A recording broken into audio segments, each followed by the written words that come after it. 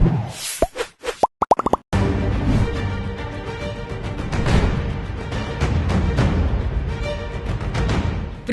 Bekti Indratomo atau yang dikenal sebagai Indra Bekti kini sedang menjadi sorotan.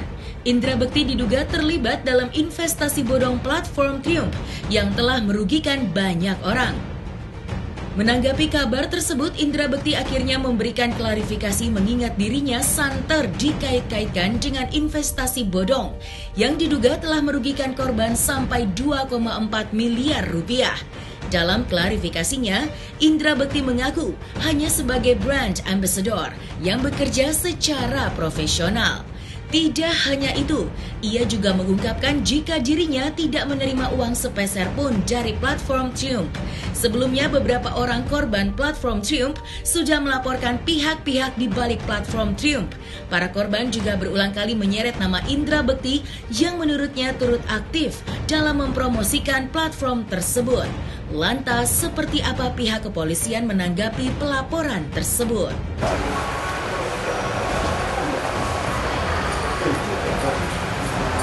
Boleh bang digeser bang?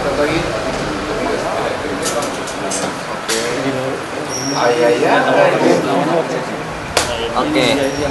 Balik lagi bang ya. Ini kegiatan seminar ya? Iya.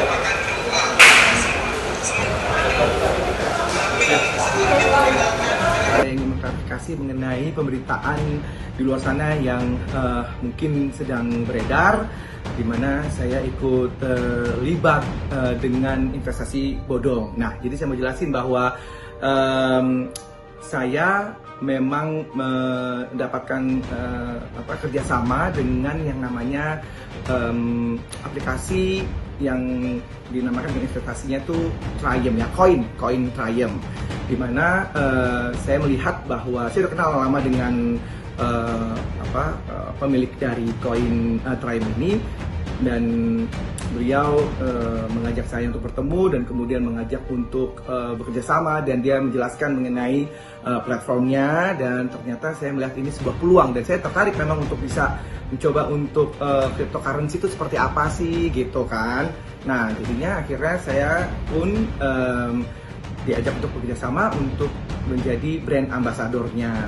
Nah, akhirnya saya pun juga dibayar menggunakan koin gitu. Nah, jadi intinya saya ya bekerja sebagai profesional, dan kemudian juga saya tidak ada hubungan apapun mengenai mereka yang mungkin ingin bergabung dengan Triumph. Itu saya tidak menerima apapun, tidak menerima sepeser pun dari keuntungan mereka atau apa gitu ya, ada menerima uang apapun dari member-member tersebut.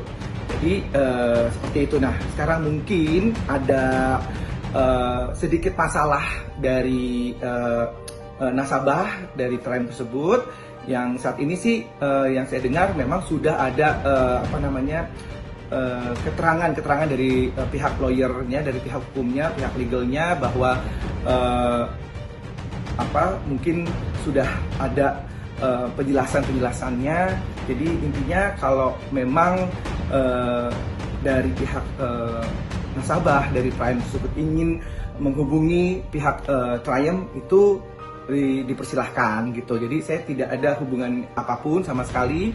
Jadi karena tentunya di sini untuk pihak Triumph sendiri masih bisa untuk dihubungi. Jadi saya pun juga bertanya langsung dengan pihak Triumph itu, ini seperti apa ini kasusnya gitu. Saya telepon pihak Triumph, dan ya mereka pun juga menjelaskan mereka masih bisa saya hubungin brand ambassador dan bukan affiliator yang mungkin menerima keuntungan dari kerugian orang lain, tidak seperti itu ya. Jadi terima kasih, mudah-mudahan ini bisa menjelaskan, dan mudah-mudahan Triumph pun juga bisa memberikan yang terbaik untuk nasabahnya, menjelaskannya dan menyelesaikan masalahnya. Amin. Terima kasih, dan mudah-mudahan ini semua bisa diselesaikan dengan baik. Terkait dengan dugaan tindak pidana perdagangan tanpa izin dan atau tindak pidana pencucian uang, aplikasi Triumph DSI atau DSI, dapat disampaikan bahwa Baris Krim Polri telah menerima laporan polisi dengan nomor LP B 0145 3 Romawi 2022 SPKT Bareskrim Polri pada tanggal 25 Maret 2022 dengan pelapor atas nama MIA dan korban atas nama NMJ dan EMS terkait dengan permasalahan tindak pidana perdagangan tanpa izin dan atau tindak pidana pencucian uang, investasi deposito pada aplikasi Triumph GFI yang dilakukan oleh terlapor atas nama LK. Terhadap laporan tersebut, sampai saat ini penyidik masih melakukan penyelidikan. Ya, memang ada acara seminar yang rutin biasa diadakan oleh Triumph untuk promosi ya, dan melibatkan brand ambassador, artis atau public figure, mungkin inisial IB.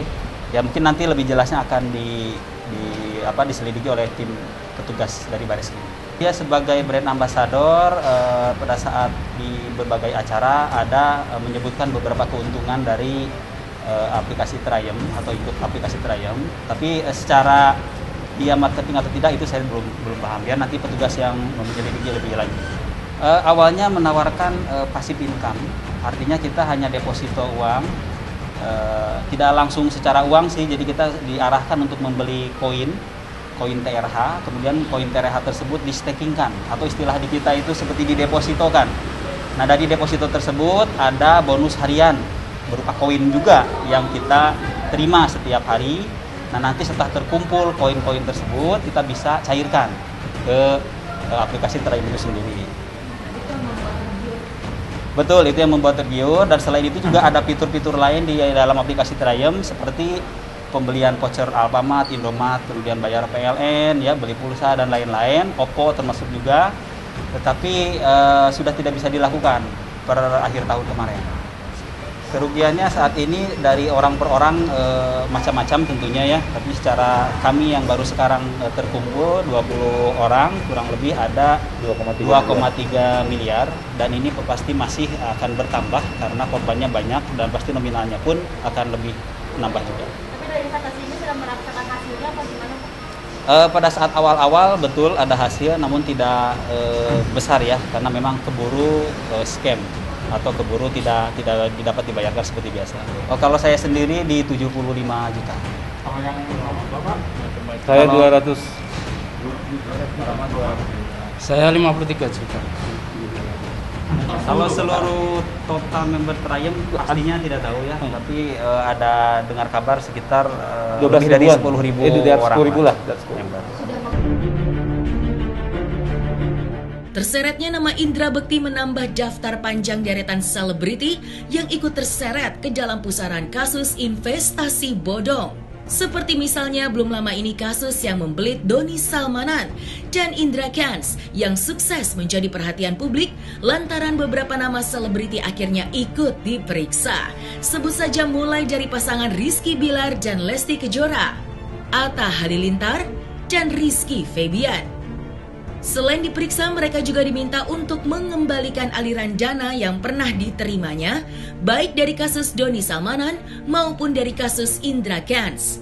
Terkait hal tersebut, baru-baru ini Reza Arab juga mengembalikan aliran dana senilai 950 juta rupiah yang pernah diterimanya dari Doni Salmanan. Kini pihak kepolisian pun masih terus melakukan pemeriksaan untuk menelusuri kemungkinan adanya nama-nama lain yang menerima aliran dana atau pihak-pihak lain yang terlibat di dalam pusaran platform bodong. Kami datang mewakili klien Reza Arab sudah mengembalikan dana yang dimana diindikasi diberikan oleh Doni Salmanan. Jadi kita sudah serahkan semuanya ke penyidik dananya berupa bentuk cash.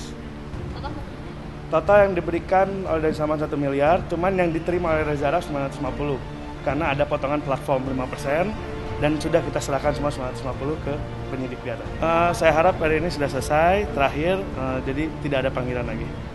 Dari penyidik pun sudah cukup katanya sudah selesai. Kalau tidak di penyidik clear gitu ya Bang? Clear. karena kita sudah menjelaskan semua. Waktu Jumat kemarin juga saya sudah jelaskan uang masuknya dan uang keluarnya, dan sudah dijelaskan juga. Tapi kan disebutkan katanya itu duit emang seperti dipakai atau enggak sih Pak? Oh enggak. Enggak pernah sama sekali. Ya. Malahan Reza kan sudah ada etikat ingin mengembalikan ke Doni di live YouTube-nya, dan itu Doni menolak. Akhirnya uang itu ditaruh aja Pak Reza. Tidak dipergunakan. Ya karena kan ada prosesnya Mbak. Ada proses, dan kita sudah jelaskan ke penyidik bahwa tidak gampang menarik data dari aplikasi ya. Karena ini sudah kejadian itu bulan Juli. Jadi dari bulan Juli kita harus cross check data, kita harus tarik data. Makanya Jumat kemarin saya sudah serahkan datanya. Dan hari ini penyidik minta untuk diserahkan datanya. Kalau untuk ini sih emang Reza tidak pakai ya. Dia emang uang itu emang dia taruh di sosial busnya dan dia tidak pernah tarik uang. Saya kurang tahu ya, maksudnya Reza tadi minta tolong untuk uang itu diserahkan aja.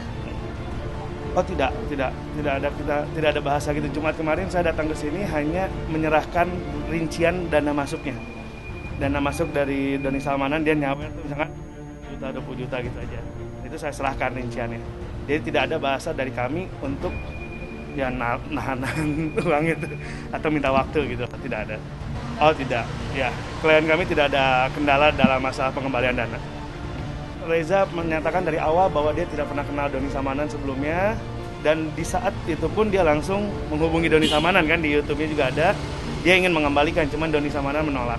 Dia di sawer itu, iya Doni langsung masuk sawer di situ. Saya sampaikan bahwa kami tidak berhenti di sini saja.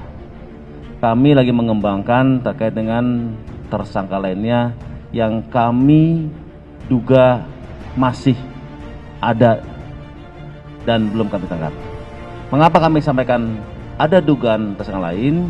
Karena kami menggandeng dan dibantu oleh rekan-rekan teman-teman dari PPATK terkait dengan aset tracing, teman dari Bapepti dan OJK dan Bank Indonesia. Di situ ada sejumlah aliran dana ke beberapa orang yang akan kami sampaikan yang akan datang.